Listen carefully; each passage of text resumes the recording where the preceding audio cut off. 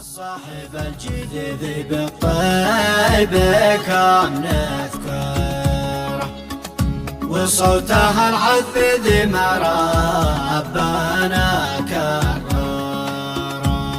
أنا دون على دفتره باله بعنوان قدر الأصحاب، من كلمات الشاعر أبو سياف بشير محمد ناجي الرقابي، يعبر بما فيها وبصوت الشاعر أبو ناصر المصري. ويا بله ويا الليل بل أنا يا بله الليل يا بله ويا الليل بل في حرف الصحف صدره أرى يا هجس اليوم في حرف الصحف صدره. لو اشرح كل شيء أبياتي واشرح كل شيء واظهره. جميله بل ومطوره ألا ونغم بباله. جميله بل ومطوره ألا أسأل ربنا ينصره. ألا بصوت أبو نصر أسأل صاحب الجديد بالطيب كم نذكره، وصوتها العذب ما ربنا كرره.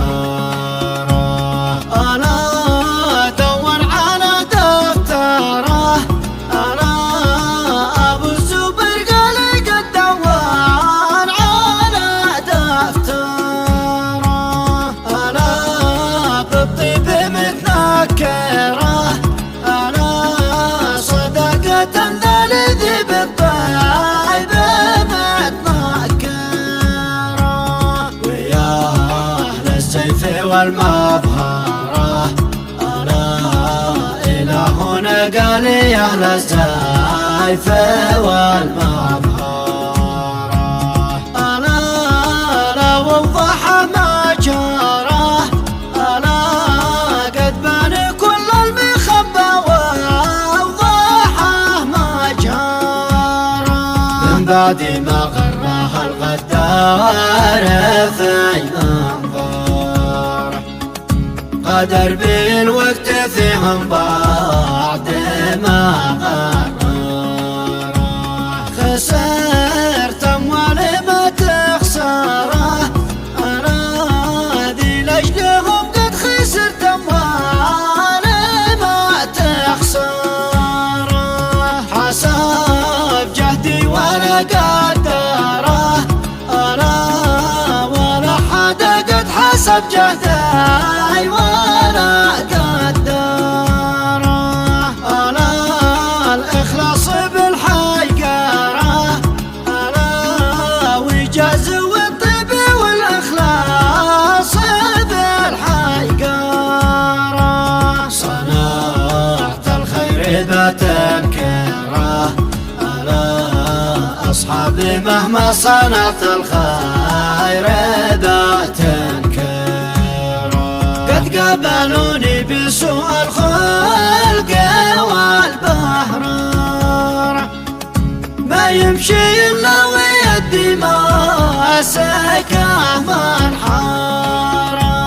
أنا وقلت بصبره أنا ونأس دفيت ضرق قلت بصبره.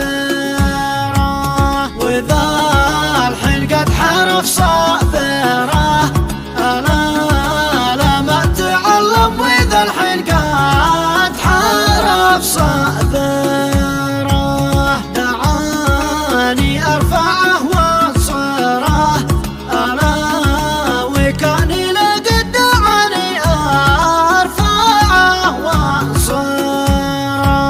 ولكن الحسد دمره أنا كنت أحسبه رزقي لكن الحسد دمره.